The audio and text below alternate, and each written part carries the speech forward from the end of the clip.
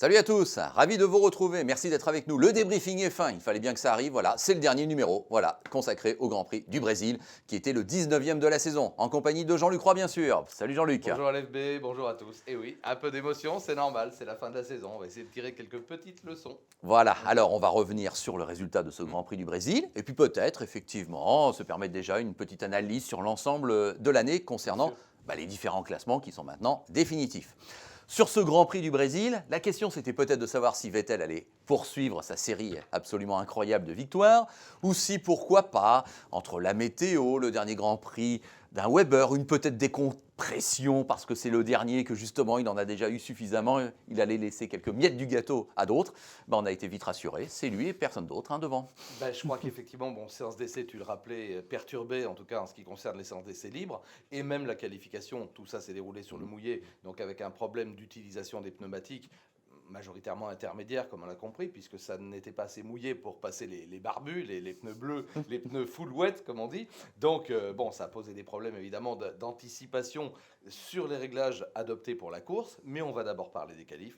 On a eu la réponse, comme tu le dis très justement, avec Vettel qui assène un temps colossal, qui met tout le monde à 10 mètres, c'est le cas de le dire, en disant, attendez, le patron, c'est là et c'est nulle part ailleurs. Rien à dire. Rosberg se contente avec son deuxième temps. Weber passe derrière. Alonso tire un petit peu les marrons du feu malgré tout avec la Ferrari, parce que c'est quand même un super pilote, il est là, il est sur la deuxième ligne, et on se dit, ma foi, s'il pleut en course, c'est que c'est un petit peu aléatoire, mais la réponse à toutes les questions, on les a eues, puisque même devancé au départ, et on va venir à l'analyse du Grand Prix, il reprend son bien, et puis personne ne le Alors, Rosberg prend le meilleur en vol, on se dit, là c'est intéressant, et officiellement, à la fin du premier tour, c'est Vettel quand même qui est en tête, Et il le restera les 70 tours suivants. Écoute, c'est un ogre, enfin je répète, c'est un ogre gentil, comme on dit, parce qu'il n'a pas l'air méchant comme ça, mais il ne laisse rien, il ne laisse pas une miette. Alors on va en parler peut-être. Moi, il y avait un petit geste peut-être à faire, on en parlera tout à l'heure, mais c'est clair que là, il a une nouvelle fois étendu son emprise. Il avait beaucoup d'émotions dans sa voix après l'arrivée, quand il a dit à son équipe, les gars, rappelez-vous de cette fin de saison, peut-être ça ne se reproduira plus. Je crois qu'il est sincère, parce que qui peut savoir l'an prochain, si jamais une des équipes a trouvé un petit truc aéro ou technique qui donne un avantage. Donc ça, c'est acquis. Il y a eu les 4 titres. Il y a eu, il totalise pratiquement 400 points dans une seule saison. Le double de ce qu'a totalisé son équipier Mark Webber. Il n'y a rien à dire, quoi. Tu l'as dit, 9 victoires d'affilée, record absolu, 13 victoires dans la saison, 9 pôles. Voilà, c'est le patron. Et quand on le fait rentrer précipitamment au stand, parce que Red Bull avoue, on croit qu'il va y avoir un safety car à cause de l'incident Hamilton-Bottas. C'est aussi Vettel qui a eu la priorité, on est bien d'accord, on le fait rentrer tout de suite et c'est Weber qui est obligé d'attendre. Bien sûr, alors le problème de Mark Webber, ça a été déjà le début de course un petit peu délicat, qu'il a un peu relégué derrière, donc il a dû remonter après, avec beaucoup de talent d'ailleurs, avec beaucoup de détermination, mais ça on ne doutait pas un seul instant que Mark Webber, en grand professionnel, et encore une fois, moi je le regrette déjà ce pilote, parce que c'est un battant, il ne lâche rien, c'est un rugueux, il a été jusqu'au bout, malheureusement privé de ses chances de victoire dès le départ, on peut dire, et après, comme tu le soulignes, bien sûr, on fait rentrer Vettel, après on panique un petit peu dans le stand, on se loupe un petit peu, etc. Oui, mais c'était le prix à payer pour que justement Vettel gagne. C'est ça, voilà. C'est évident. Bon, mais tu t'attendais pas raisonnablement, Jean-Luc, à ce que Vettel laisse gagner, entre guillemets, Weber. Écoute, voilà, puisque tu mets dessus, je ne m'attendais pas, mais j'aurais aimé. Voilà, parce qu'on est peut-être old fashion, on est peut-être de la vieille école, mais on avait vu, je me permets de le rappeler une nouvelle fois, Ayrton Senna rendre une victoire à Gerhard Berger au Japon, si tu te souviens très bien. Donc, généreusement, en disant, écoute, tu me l'as fait un certain nombre de fois, moi je te la rends celle-là, et on imagine ce que ça a dû être pour Senna. Là, il y avait peut-être l'occasion. Alors, bien sûr, il n'y aurait pas eu la 9e victoire de rang, il n'y aurait pas eu la 13e de la saison, mais déjà titré, champion. Je pense que, alors peut-être on peut dire, je vais pas charger Vettel là-dessus, mais peut-être Weber aurait été plus proche de lui. Alors ça, peut-être l'aurait-il fait. Ça, faut être honnête. Peut-être à quelques secondes et tout, il aurait dit, allez, vas-y, celle-là, elle est pour toi. Je te rends celle que je t'ai piquée en Malaisie, par exemple. Mais moi, j'aurais aimé, pour service rendu depuis le temps qu'il se côtoie au sein de l'équipe, qu'il y ait eu ce petit geste. Maintenant, c'est vrai qu'il termine à plus de 10 secondes. Voilà. C'est sûr. Je crois que c'est une explication. Surtout qu'on a appris dans le même temps que Massa Alonso, et Alonso l'a dit et Massa l'a confirmé, il l'aurait laissé passer pour être sur le podium. Massa aurait eu le cadeau fait par Alonso. Et voilà. Bon, après coup, c'est toujours pareil, Ouais. mais c'est possible, oui, parce que Massa, avec son casque rouge là, particulier, Massa s'est imposé au Brésil, donc 2006-2008, la plus grande émotion, il l'a dit, de sa carrière de pilote, sa première victoire, avec en plus une combinaison aux couleurs du Ouais, Brésil, ouais. etc. Bon, c'était quand même un moment magique. Bon, maintenant, c'est pas une victoire non plus. Une place sur un Ouais, podium, c'était à ça. la limite, c'est pas une victoire. Bon, Bon, voilà. ok. Pour conclure, sur Mark Webber, qui a quand même été un peu le bonhomme du week-end avec ce départ de la Formule 1, le petit geste symbolique, là où il enlève son casque dans le tour de décélération d'honneur, comment tu l'as interprété, comment tu l'as vécu? Génial, spontané, je pense qu'il n'avait pas réfléchi, je pense que là il se dit bon bah ça y est c'est terminé, avec lui aussi qui a bien, il a dit le moment d'ailleurs tu parles de casque, le moment le plus, pour lui le plus émouvant a été le moment où il a mis son casque avant le départ et où il est rentré dans la voiture, il s'est dit c'est la dernière fois que je rentre dans la monoplace et donc là je pense que bon c'est quelqu'un qui est pudique, hein, Weber, et là je crois que ça lui est venu spontanément, alors je pense qu'évidemment son équipe va prendre encore 92 000 $ de pénalité mais on s'en fout, c'est la fin de la saison, moi j'ai trouvé ça super, d'abord voir le visage, on a Ouais, vu ouais. qu'il était même marqué, Oui, même ouais, là. c'est vrai. Donc, et puis ce plaisir de montrer son visage. Alors, son ingénieur continue à lui parler en disant c'est super, profites-en. Il s'en foutait complètement. Il avait le casque entre les Oui. genoux, donc de toute façon, il pouvait plus. Et puis il l'a dit, Ouais. c'est vrai que ça fait du bruit, hein. Sous-entendu, je Ouais, m'y attendais exactement. peut-être Il y a pas, hein, plein on de enlève le bruits casque. Ah mécaniques. oui, là, Ouais. j'entends, les oreilles sont moins protégées, quoi. Ça n'arrive Oui. jamais Eh qu'un oui, c'est pilote ça. de Formule 1 se Oui. trouve dans son baquet, même à faible vitesse. C'est vrai que le bruit de roulement des pneumatiques, des freins, enfin de tout, même à faible vitesse. Non, moi j'ai trouvé ça super sympa. Ouais. Et aller dans la foulée, avant que tu me poses la question, bah, je te parle évidemment des Donuts. Génial. Encore Vettel qui en a rien à cirer. On Bah ne peut voilà. pas dire autre chose de ces réglementations à la con. Il n'y a pas d'autre mot. Je suis grossier, mais c'est volontaire. Et Massa a fait pareil avec la Oui. Ferrari. Donuts, etc. devant le public. Bah, c'est formidable. C'est ça que les gens aiment. Un peu de spontanéité, un peu d'enthousiasme. Et au diable les réglementations stupides. Si la FIA a un soupçon de lucidité, va quand même falloir arriver Bon. à déréglementer. De temps en temps, ça peut arriver. Voilà. Bon, alors, puisque tu abordes le sujet de la FIA et de ses sanctions, je vais te poser tout de suite les deux questions qu'il fallait qu'on te pose sur les drive-through qui sont tombés pendant ce Grand Prix du Brésil, avec à chaque fois les intervenants qui n'ont pas compris. Alors, on commence par Massa, justement, chez lui, qui est le seul à être pénalisé pour avoir mordu sur la ligne d'entrée des stands. Qu'en penses-tu? Sévère, pas assez, normal, légitime? Parce que Vettel, dans son dernier tour, juste avant de franchir la ligne d'arrivée, moi, je l'ai bien vu aussi, les quatre roues en dehors de la ligne. Alors, Enfin il bref. faut savoir que effectivement, cet éperon, entre guillemets, donc ce rail qui est à l'entrée de la voie des stands, on se rappelle bien de la configuration, hein, l'entrée des stands est à gauche, et là, on passe à fond à 300, la visibilité est très masquée parce qu'il y a le rail à gauche du pilote. Donc le danger, outre le fait d'éperonner évidemment ce rail et de le taper de face qui pourrait être horriblement dangereux, c'est qu'un pilote décélère dans la voie brutalement et que celui qui le suit à la SPI le percute et là, des conséquences importantes. Donc au moment du briefing des pilotes, chaque année au Brésil, on rappelle, ne rentrez pas dans cette voie des stands, etc. avec beaucoup d'insistance. Et là, Ne on la a raison. coupez pas. Ne la coupez pas. Oui, mais enfin, pas trop.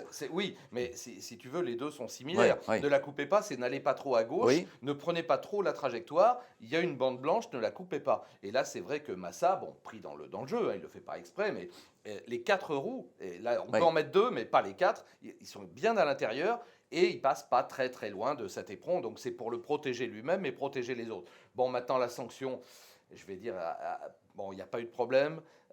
Ça s'est produit qu'une fois. Il était chez lui pour son dernier Grand Prix avec Ferrari. Il dit que ça lui coûte le podium. Moi, je la trouve un peu sévère, Oui. voilà, pour ne pas dire trop sévère. Maintenant, encore une fois, tu sais juger après avec l'arbitre. Et puis, ouais, c'est sévère. Voilà, c'est dommage. On va dire que c'est dommage. Bon, deuxième épisode, Hamilton-Bottas. Alors c'est vrai que la situation est étonnante puisque Bottas se dédouble en fait. Enfin en tout cas veut se dédoubler. Il est à un tour, il vient de ressortir des stands. Et Hamilton, le voit pas. Enfin, je sais pas ce que tu en penses. J'ai l'impression qu'il sent pas qu'il y a... Ou alors, au contraire, il se resserre un peu. Je sais pas. Alors, écoute, le voit pas, ça j'y crois pas. Des pilotes de ce calibre-là, je pense qu'ils surveillent en permanence leur rétro, etc. Ils savent où sont les autres. Il se dit bon, lui, il est gentil. C'est pas une Williams Renault qui va me prendre. Après, je vais me le trimballer devant. Donc non, moi je crois que volontairement, il le serre un peu. C'est pas très méchant, mais à ces vitesses-là, ça a des conséquences. Donc je crois qu'il le tasse quand même. On va dire gentiment, en lui disant t'es gentil, tu restes il le derrière. botasse. Très bien, n'est-ce pas? Patrick Rivet sort de ce corps. Non, moi je crois qu'effectivement, là il lui dit attends, t'es gentil, tu restes dans ta cour et tu viens pas m'emmerder parce que là maintenant, moi j'ai quand même une course à mener, j'ai des gros points à prendre et donc il le rabat et c'est un peu violent et surtout on est à 300 là au début de freinage, donc le pauvre Bottas, effectivement il monte dessus. Au début on comprend pas d'ailleurs, on voit la roue, on croit dans un premier temps que c'est une des roues de la Williams qui s'est échappée et ça n'est pas le cas. Donc voilà, c'est là pour le coup je le trouve assez justifié parce que les conséquences sont importantes et auraient pu être très graves. Oui. Et comme tu le soulignais il y a un instant, on aurait pu sortir également un safety car, donc ça aurait pu perturber le déroulement de la course. Et puis c'est dangereux. Oui. Alors cette 9e place finale d'Hamilton n'empêche pas, grâce à Rosberg surtout qui termine 5e, Mercedes de terminer vice-championne du monde des constructeurs avec finalement 6 points d'avance sur Ferrari. Eh oui, 360 points à 354 pour les deuxième et troisième rangs. C'est ça. Victoire à Red Bull Renault, on le sait depuis très longtemps, avec presque 600 points, 596, dont presque 400, on l'a dit, dû à Vettel. Et puis derrière, Lotus Renault, on va en parler bien sûr. je suppose. Écoute, Mercedes vice-championne du monde quand même, devant Ferrari. C'est un très bon résultat, là il n'y a rien à dire. Là on voit que l'écurie a monté d'un cran. Quid l'an prochain de Ross Brown, où va-t-il aller ou ne pas aller, enfin on ne sait pas. En tout cas, il y a un redressement qui est extrêmement spectaculaire, il faut bien le dire, avec Toto Wolff à l'opérationnel, avec Niki Lauda en président non exécutif, et puis un très beau staff, et puis deux pilotes flamboyants. Et on le souligne encore, un Rosberg qui relève le gant très bien, il fait un très beau Grand Prix. Tout à fait. Alors Lotus, parce que chaque semaine, il y a des choses à dire concernant Lotus. Bon, c'est pas qu'on présentait une victoire de Romain Grosjean, on l'espère bien évidemment, mais on pensait que peut-être il aurait des arguments encore une fois à faire valoir. Bon, on a très vite hélas été conforté dans le fait que ce ne serait pas le cas, puisqu'il a été le premier abandonné, un moteur, là voilà, c'est pas de chance. Alors, il a été vraiment très bon dans les essais libres sur le mouillé, et même en qualif d'ailleurs, parce qu'on rappelle, c'est le plus rapide en Q2. Et à un moment, quand il y a des reports de 10 minutes et reports de 10 minutes de la Q3, on se dit, avec un peu de chance, si la Q3 est annulée, il peut partir en pôle. Bon, c'est pas une vraie pôle, mais n'empêche que... Donc on sent qu'il y a le potentiel. Et puis là, c'est le premier... pendant la Q3 à sortir les intermédiaires. Il fait un tour, il s'arrête tout de suite, il est parti en pneumatique full wet, il met les intermédiaires, un poil trop tôt, et surtout il dévoile son jeu, donc tous les autres rentrent derrière. Et là, malheureusement, il termine 6e. Déception au niveau des qualifs. Donc après, le Grand Prix, alors là, il n'y a rien à dire, une panne mécanique, ça peut arriver. Je rappelle qu'il y a un nombre de moteurs, 8 moteurs pour l'ensemble de la saison. On est un peu comme ça chez tous les motoristes. On a certainement ressorti, on va analyser ce qui a lâché déjà, mais enfin, c'est une belle explosion de moteurs, entre guillemets, comme on n'en a pas vu depuis très longtemps. On est certainement à bout de potentiel d'un moteur et c'est dommage, ça a privé Romain. Alors, gagner, non, ça à l'évidence. Deuxième, j'y crois pas non plus. Peut-être au pied du podium. 4e, c'était ce qui était raisonnablement jouable. En tout cas, ça l'a privé d'une belle course et c'est dommage. Pas de la victoire ce coup-là. La victoire, on l'espère pour l'an prochain, évidemment. Qu'as-tu pensé, Jean-Luc, de la course d'Heikki Kovalainen? Qui ça? Alors, écoute, oui, il était toujours là. Quand je pense qu'on nous a dit, on choisit lui parce que c'est un pilote solide, etc., parce qu'il va nous ramener des points pour le championnat, écoute, force est de constater, alors je ne vais pas leur mettre la tête sous l'eau, si tu me permets l'expression, mais le choix, il était mauvais, c'est une évidence après coup, puisque Kovalainen n'a rien fait, en tout cas, il n'a pas ramené un point, il fait une course totalement anonyme avec la même monoplace que celle de Romain Grosjean, ça dénote par parenthèse le bon niveau, l'excellent niveau de Romain Grosjean. Moi je répète, il valait mieux peut-être un David Valzecchi qui aurait fait deux Grands Prix, qui aurait progressé, qui aurait appris, et certainement qui n'aurait pas fait plus mal, en tout cas, que Heikki Kovalainen. Bon, après, c'est toujours facile, mais c'est dommage, voilà. Et ça bat en brèche, comme je l'avais dit, la politique de promouvoir des jeunes pilotes. Bon, maintenant, on sait bien que le deuxième baquet, Lotus Renault, ça va être à coup de dollars, que ça va jouer, puisque, comment tout le monde les appelle déjà Quorum, Quantum. Oui, c'est ça, je fais exprès de... Ah, c'est le serpent de mer, c'est l'Arlésienne, l'Arlésienne en langage financier. Bon, alors, le temps nous manque. On aurait pu parler de la belle réaction d'orgueil, je dirais, de McLaren, qui place deux pilotes, 4 et 6. Bravo Button, bravo Pérez. Hülkenberg encore une fois dans les points. Dommage pour Jean-Éric Vergne qui était super bien qualifié et qui est un peu passé à côté de sa course. D'habitude, les Toro Rosso marchent bien sur le mouillé, puis là, course complètement à oublier. L'avenir de Charles Pic aussi, puisqu'on est côté français. Je ne suis pas sûr que ce soit fait. C'est ça. Il n'y a rien de fait. Donc il y avait pas mal de choses à dire. Alonso Weber, c'est le tiercé derrière Vettel du championnat du monde. Donc on avait comme dernier podium le tiercé du championnat du monde. C'est pas mal. C'est pas mal. Puis bon, c'est bien que Marc Webber soit monté sur le podium pour son dernier Grand Prix. Effectivement, en compagnie. On a vu que c'était pas chaleureux entre lui et Vettel. Il y avait du respect professionnel. Mais bon, il n'y a pas eu de geste. Ça n'a pas été au-delà du minimum. Mais tu as raison, un très beau podium. Et puis un Hamilton, un Alonso sur le podium avec la Ferrari pour le dernier Grand Prix. Espérons que Ferrari reviendra à son vrai niveau en 2014 avec la nouvelle réglementation. C'est ça, oui. Beaucoup de choses vont changer en Formule 1, vous le savez. Bon, Jean-Luc, moi je te donne le prix du meilleur commentateur de la F1 sur RMC. Bon, tu étais un peu le seul candidat, tu me diras, mais bon, tu l'as quand même, bravo. Avec Patrick, avec Antoine. Voilà, la Dream Team. Et on est honoré que tu viennes tous les lendemains de Grand Prix, le débriefing F1. On a passé une bonne année ensemble, bien sûr. Je sais que vous appréciez l'exercice. On apprécie la non-langue de bois de Jean-Luc. On essaie de pas. Voilà, c'est ça. Allez, l'intersaison va être longue comme toujours, mais bon, on se retrouve. S'il y a des gros événements, on en fera un spécial. Tout à fait, ça c'est sûr. Bon, bah merci à vous tous et puis donc à très bientôt. Salut. Ciao.